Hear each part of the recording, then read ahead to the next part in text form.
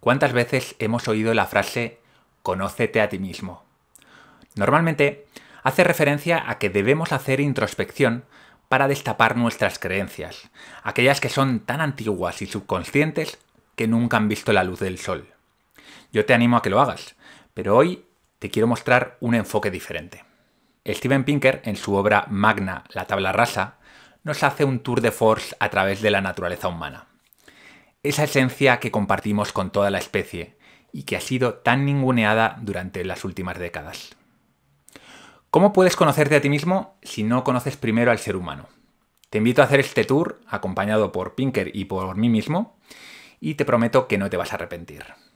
Este capítulo es parte de un extenso resumen del libro de la tabla rasa, de la Biblioteca Polímata, que, bueno, si te apetece escuchar el capítulo completo, la reseña, descargarte la ficha con las ideas principales del libro y poder acceder a las charlas que tenemos en la biblioteca, ya sabes lo que tienes que hacer. Vete a polímatas.com con Y y suscríbete a la biblioteca. Vamos a empezar. Esto es Polímatas. Conocimiento, razón y aprendizaje.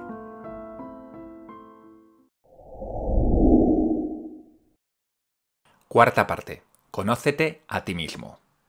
En estos próximos 4 capítulos vamos a hablar del ser humano, de la naturaleza humana. Empezando por el capítulo 12, que se llama En contacto con la realidad. El cerebro es una herramienta maravillosa para observar, comprender lo que ocurre a nuestro alrededor, responder a peligros, cubrir nuestras necesidades y detectar oportunidades. Pinker lo concreta de este modo. El cerebro humano nos prepara para desarrollarnos en un mundo de objetos, seres vivos y otras personas. Estos entes inciden de forma importante en nuestro bienestar, y cabría esperar que el cerebro esté bien equipado para detectarlos y detectar sus poderes.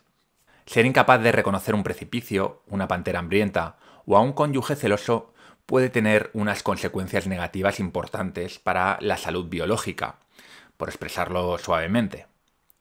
La fantástica complejidad del cerebro está ahí en parte para registrar hechos y sus consecuencias en el mundo que nos rodea. A pesar de este hecho evidente, buena parte de los intelectuales posmodernos niegan que podamos acceder a la realidad. Por lo tanto, según ellos, la ciencia solo es un camino más para acceder al conocimiento. Las ideas relativistas permean el reino académico. La realidad, dicen, se construye socialmente mediante el uso del lenguaje, los estereotipos y las imágenes de los medios de comunicación. La idea de que las personas tienen acceso a los hechos relativos al mundo es ingenua. Según ellos, las observaciones siempre están infectadas por las teorías, y las teorías están saturadas de ideología y de doctrinas políticas. De modo que cualquiera que diga que tiene los hechos o que sabe la verdad no hace sino intentar ejercer el poder sobre los demás. El relativismo se entrelaza con la doctrina de la tabla rasa de 2 formas. Una es que los relativistas tienen una teoría de la psicología según la cual la mente no tiene mecanismos diseñados para captar la realidad. Todo lo que puede hacer es absorber pasivamente la cultura que la rodea, las palabras, las imágenes, los estereotipos. La otra es la actitud de los relativistas acerca de la ciencia. Muchos científicos ven su trabajo como una extensión de nuestra capacidad cotidiana de entender lo que hay ahí fuera. Los telescopios y los microscopios amplían el sistema visual. Las teorías formalizan lo que presentimos sobre la causa y el efecto.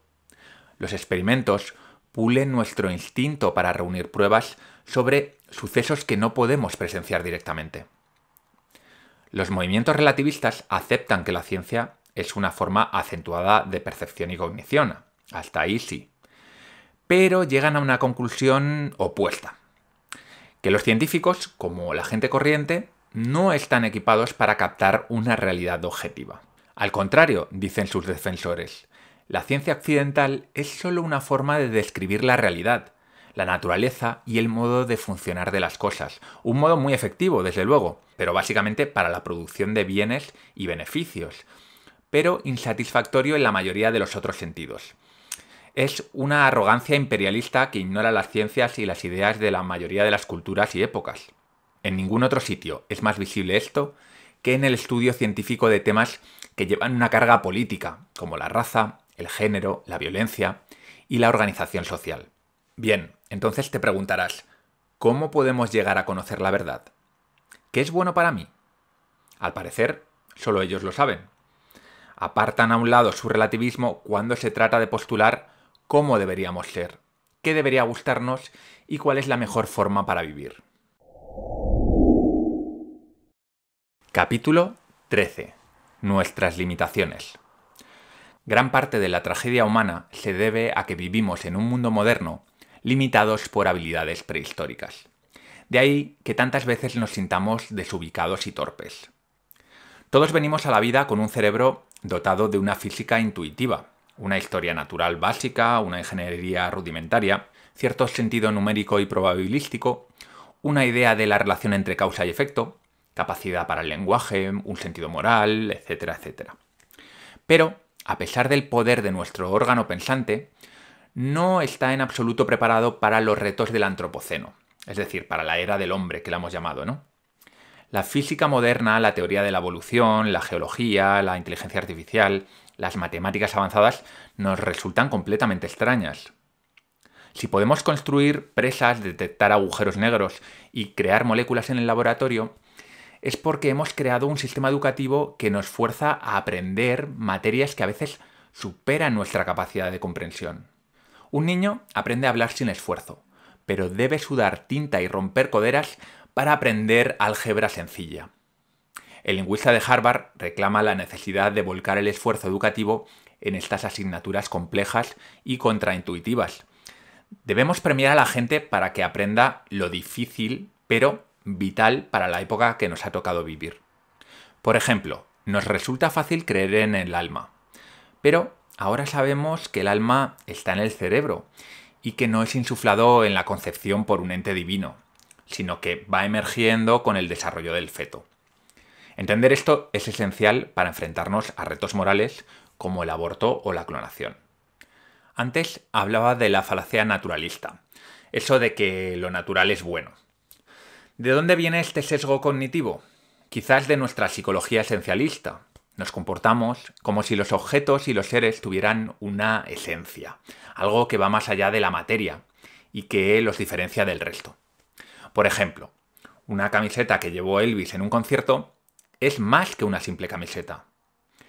Una persona no es solo una máquina biológica compleja, sentimos que hay algo más. Percibir esa esencia es nuestro modo por defecto de ver las cosas. Por eso, cuando algo se desnaturaliza, como los alimentos transgénicos, pues lo que ocurre es que nos provoca rechazo, aunque sea completamente irracional. Algo parecido nos ocurre con el modo en que percibimos los intercambios entre personas. Alan Fisk identifica 4 tipos de transacciones: comunitaria, de autoridad, de igualdad y de mercado. Las transacciones de igualdad fueron las más frecuentes antes del Neolítico.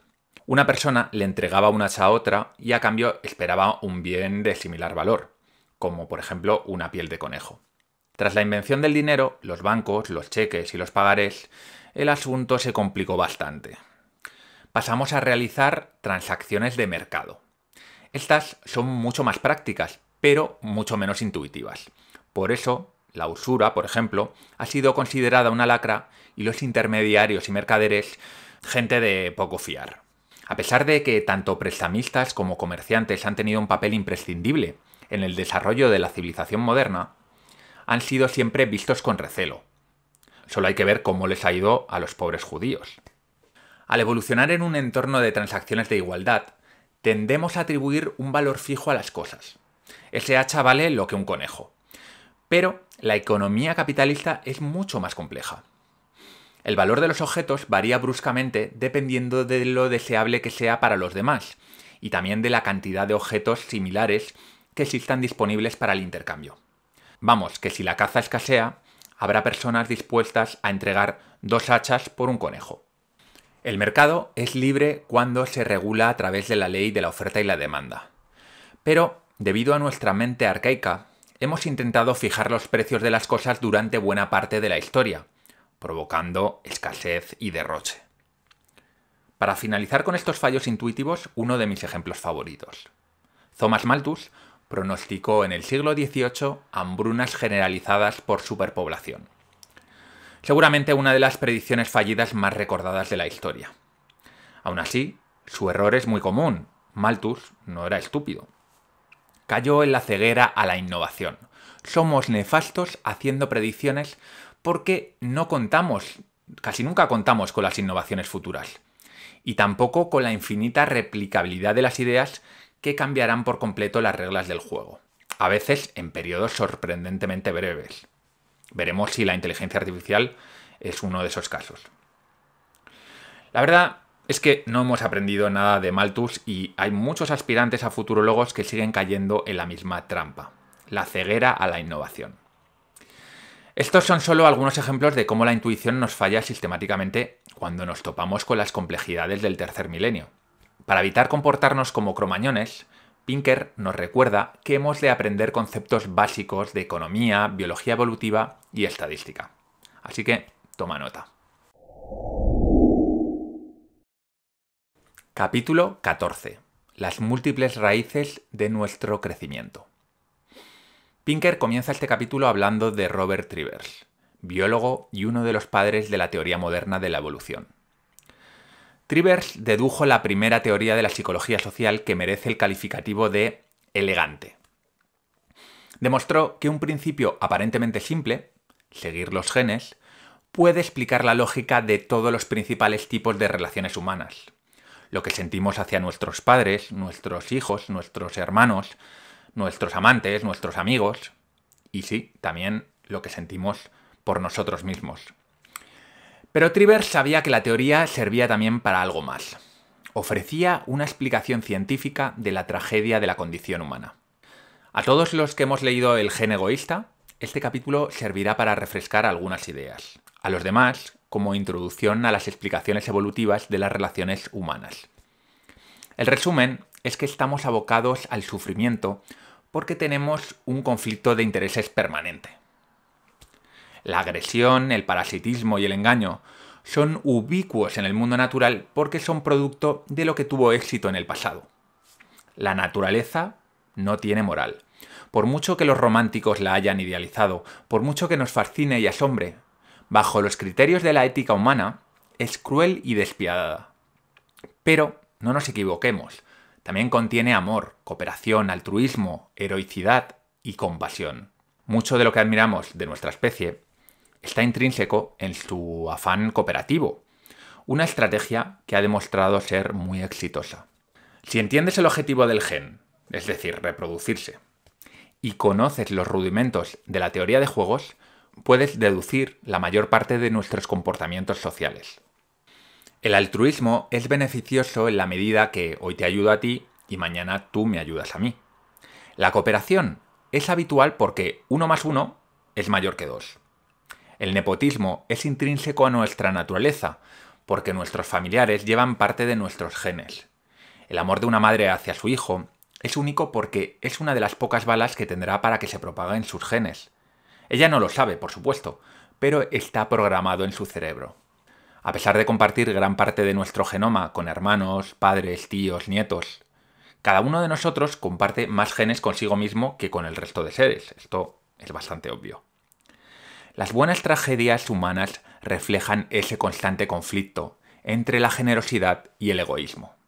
Las emociones son mecanismos innatos para lidiar con las complejas relaciones sociales. La ira, por ejemplo, puede ser una estrategia muy buena para evitar el engaño, para evitar que nos engañen. Y también puede ser eficaz para disuadir a aquellos que son unos aprovechados. Convencer a los demás de que nos ayuden y luego no corresponder puede ser muy provechoso. Por eso somos hábiles en el engaño. Pero también, cuidado, somos muy hábiles en la detección del tramposo. Además de nuestro sentido arácnido para detectar estafadores y vendemotos, tenemos otra estrategia para mantenerlos a raya: el cotilleo y el descrédito. Puedes engañar a uno, pero no nos puedes engañar a todos. Nuestra habilidad para el engaño ha evolucionado hasta el punto de engañarnos a nosotros mismos, y así no delatarnos con tics nerviosos. ¿Qué es lo que hacemos? Creamos una visión de nosotros mismos mucho mejor de lo que en realidad es, para, sin saberlo, esto es inconsciente, hacer ver a los demás una imagen más confiable, más fuerte, más generosa de nuestra persona. En definitiva, no somos individualistas libertarios ni comunistas entregados al grupo. Somos seres ambivalentes, que bailamos entre el egoísmo más recalcitrante y la generosidad más pura. Somos grandes padres y ciudadanos egoístas, entregados esposos y políticos corruptos. Cualquier teoría simplona sobre la naturaleza humana es destapada cuando admiras una buena tragedia como la Antígona o como Romeo y Julieta. Capítulo 15. El animal moralista. Es posible que el problema del Homo sapiens no sea que disponemos de una moral escasa. Tal vez el problema sea que tenemos demasiada. Como decía Sina en el grupo de Telegram de la Biblioteca Polímata, si el capítulo 14 aludía a El gen egoísta, de Dawkins, este lo hace a Los peligros de la moralidad, de Pablo Malo. Ya sabemos que la moral tiene un origen evolutivo. Al menos si has leído a Malo lo sabrás, o otros autores como Haidt que hablan de lo mismo, ¿no? No obstante, eso no quiere decir que la moral sea perfecta. Nuestro sentido moral falla igual que lo hace la vista o el oído.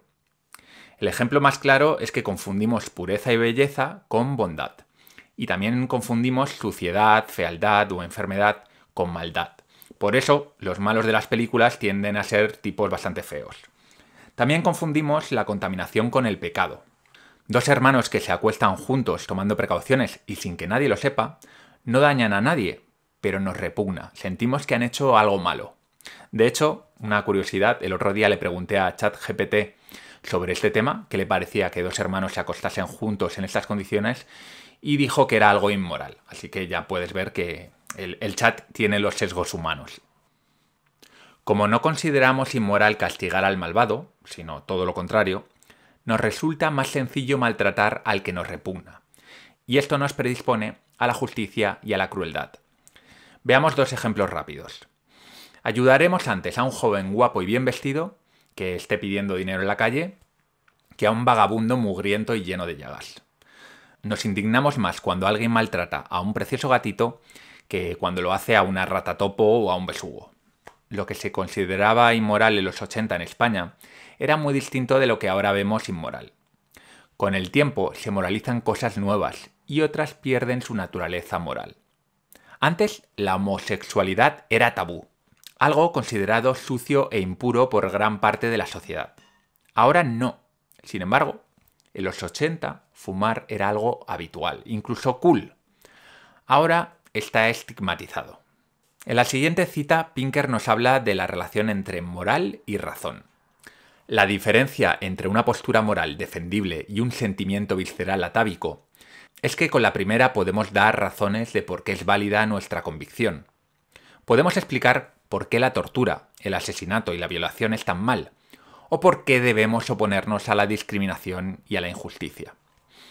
Por otro lado, no se pueden dar buenas razones para demostrar que haya que suprimir la homosexualidad o segregar a las razas. Y las buenas razones para una postura moral no salen de la nada. Siempre tienen que ver con lo que beneficia o perjudica a las personas, y se asientan en la lógica de que debemos tratar a los demás como exigimos que se nos trate. La famosa regla de oro. Una vez que algo se sacraliza o se convierte en tabú, dejamos de pensar en por qué llegó a ese estado, y desafiarlo puede costar muy caro. Los políticos suelen actuar dentro de la ventana de Overton, aquello que se considera normal en ese momento de la historia, porque saben que salir de ahí les hará perder elecciones. Por ejemplo, aunque Vox llegue al poder, no va a derogar el matrimonio homosexual. Pues nada, polímata, espero que te haya gustado. Ya sabes, si te apetece acceder al resumen completo, es un resumen muy extenso de prácticamente 2 horas, vete a polímatas.com, suscríbete a la biblioteca y vas a tener ese resumen, muchísimos más libros y una comunidad de casi 130 personas ya aprendiendo todos los días cómo funciona el mundo. Sin más, soy Val Muñoz de Bustillo, muchas gracias por estar ahí, nos vemos la semana que viene.